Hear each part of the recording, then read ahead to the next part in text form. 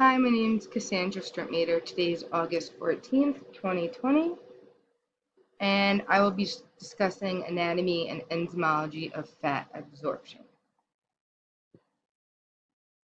So most of our dietary fat is in the form of triglycerides. Other forms include cholesterol, phospholipids, long-chain fatty acids, and fat-soluble vitamins. For the purpose of this lecture, though, I will be speaking about triglycerides. Okay, so once an intake of food happens, mastification is the first step, which takes place in the oral cavity.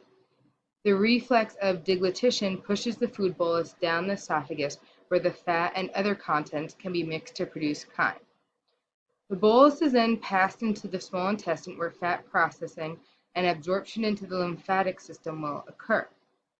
The cells that make this possible are enterocytes, which are simple columnar epithelium cells lining the small intestine.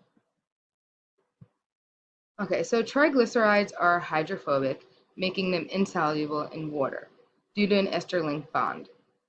Due to this insolubility, there are multiple enzymes necessary for fat digestion.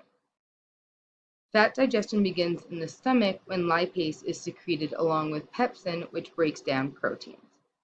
In the stomach, less than 1/3 of fat digestion occurs, so the site responsible for the remaining triglycerides is the small intestine. Lipase is the enzyme responsible for breakdown of fat in the small intestine, but to execute its function, other enzymes are needed to help chop apart large fat globules and penetrate small lipid droplets. The first enzyme that assists lipase is bile salts. Bile salts are made in hepatocytes, which are cells in the liver.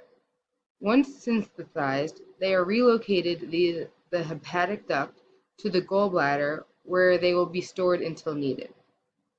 When needed, bile salts will be secreted into the duodenum region of the small intestine. Okay, so bile salts are made from steroid bile acids and amino acids from cholesterol.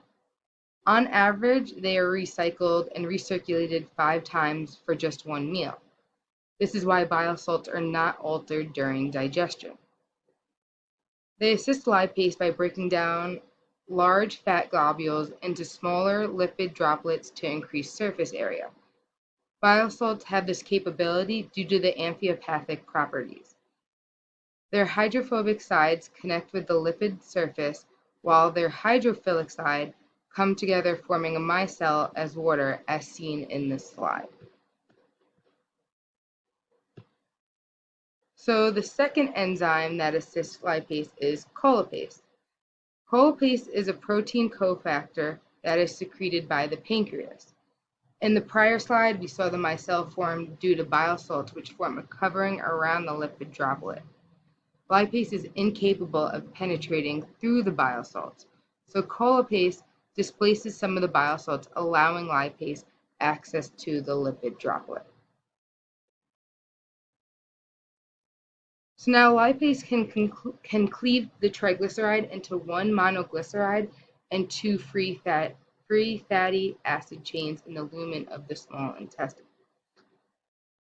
These end products now leave the micelle and cross the enterocyte membrane by simple diffusion into the intestinal cell. Once absorbed into the enterocyte, the monoglyceride and 2 free fatty acid chains now move towards the smooth endoplasmic reticulum, where they will recombine to form another triglyceride. The triglyceride will then combine with cholesterol and proteins to form a chylomicron. The chylomicron then enters the Golgi apparatus, where it will be packaged to a secretory vesicle and leave the enterocyte via exocytosis into the interstitial fluid. So chylomicrons are too large to pass through the basement membrane of capillaries. Therefore, they enter the circulatory system by lacteals. Lacteals are lymph vessels of the villi. These digested fat vesicles will pass through the lymphatic system before entering the venous blood supply, where they can be stored in adipocytes for energy usage at a later time. Thank you for listening to my lecture about anatomy and enzymology of fat absorption.